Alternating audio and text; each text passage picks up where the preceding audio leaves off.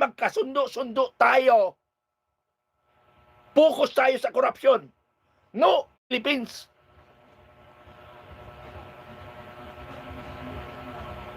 Yun yung objective natin.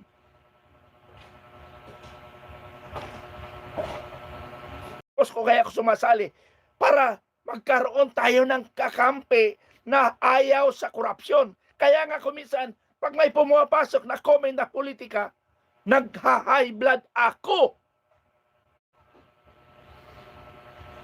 Corruption na lang tayo mag-usap. We will not discuss anyway, communist. Ha? Huwag mo nang, kasi the Filipino guerrilla forces is anti-corruption and anti-communism. Okay, to save the Philippines, dito tayo sa corruption pumunta. Kasi inuubos ang kaban ng bayan at naghihirap tayo. Okay, kilos DDS, kilos neutral, kilos komunista. Magkaisa tayo. Pero sana naman, ang pakiusap ko, Partido Komunista. Kung maiwasan natin, hindi manunog. Huwag tayong manunog. Huwag tayong manakit. Hindi ko nagustuhan yung mga rally nyo, mga makakaliwa. Nagkukuha lang yung pulis, nagproprotect lang because iniiwasan nila na magkasekretan tayo o kayo. Yun ang trabaho ng pulis. Bakit nyo sila saktan? Ha? Bakit nyo saktan ang pulis? Ginagampanan lang nila ang trabaho nila.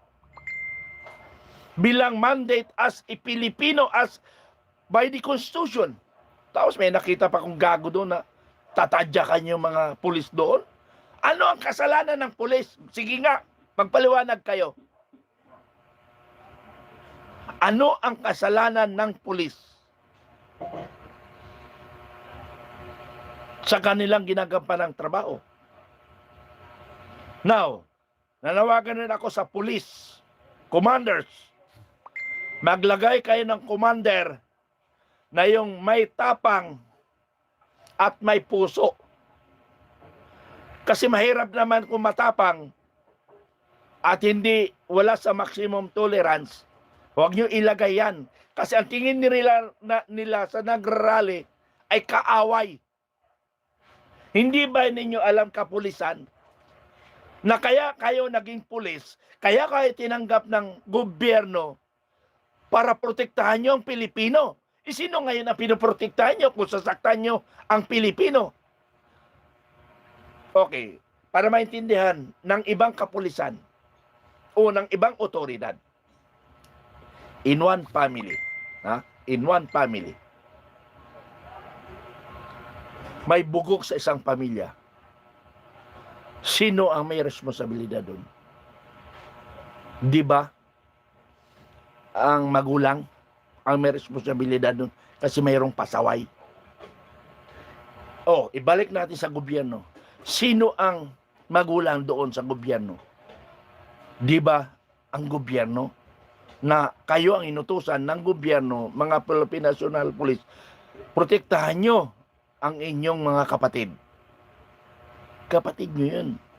So dapat maglagay kayo ng pulis na commanders na may puso para sa Pilipino. Hindi yung naglagay ka ng pulis dyan nang alam nila yung gumagawa dyan ay kaaway. So, magkakasakitan talaga. Tandaan nyo mga kaibigan, mga kapulisan. Yung ginagawa ng iba, hindi ko sinasabi lahat, ibang mga nagrally o kaya komunista makakaliwa, may nakasingit dyan na NPA o nabayaran, guluhin mo yun. Para magkagulo kami. Para pag may namatay sa atin, parating si General Parparan, nung nangyari sa akin, wala pa si General Parparan sa 7th Division. Pagdating niya doon, ang daming kwento. Kasi siyempre yung AP to AP, nag-uusap hanggang nakarating kay General Parparan. At saka kay General Sarsagat, nung naging Chief Staff ng Philippine Army.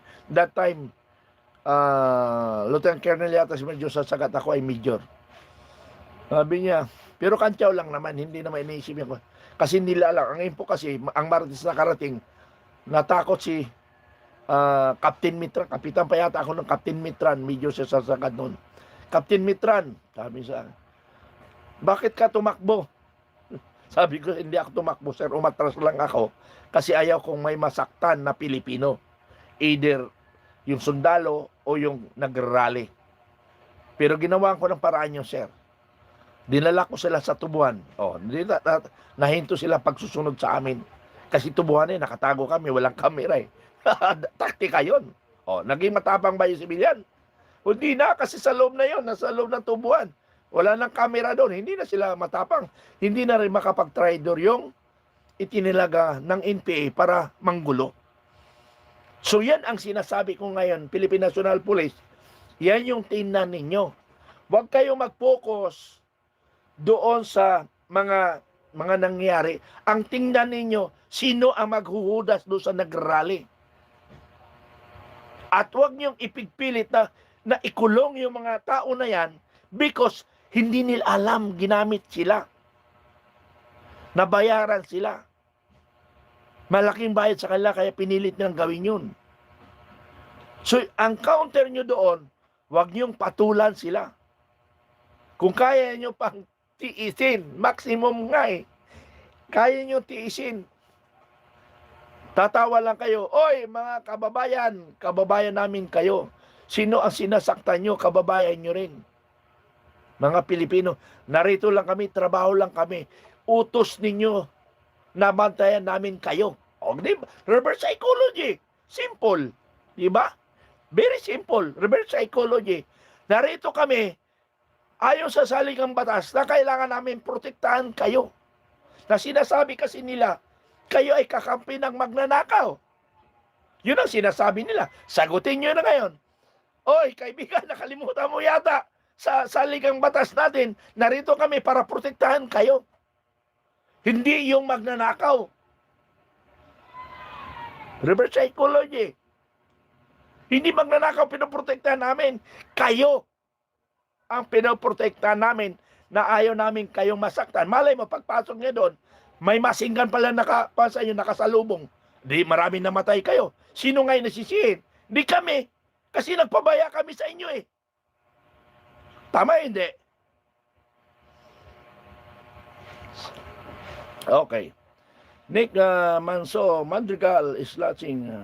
Mari Pinka, tuloy tayo. Tuloy tayong ipagtanggol natin ang ating bansang Pilipinas. Please, please, magkaisa tayo para sa bayan.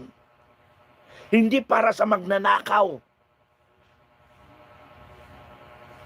Kaya nga sabi ko, babalik ko uli, na konsensya na ang Supreme Court na hindi sila nagdesisyon nung sa GAA 25 na maraming reklamo sa kanila na itigil ang GAA 2025 dahil maraming kapalpakan na isiningit. Hindi kumilos ang Supreme Court. Maaring hindi sila nakapag-isip ng tama na takot. Hindi ko na, sorry ako natakot. Hindi sila nakapag-isip ng ganun ang mangyayari. Ngayon, nangyayari na. Kaya nagdesisyon na sila doon sa case ni Inday Sara. Kasi nga, doon kay Duterte nga, hindi sila nakapag-desisyon.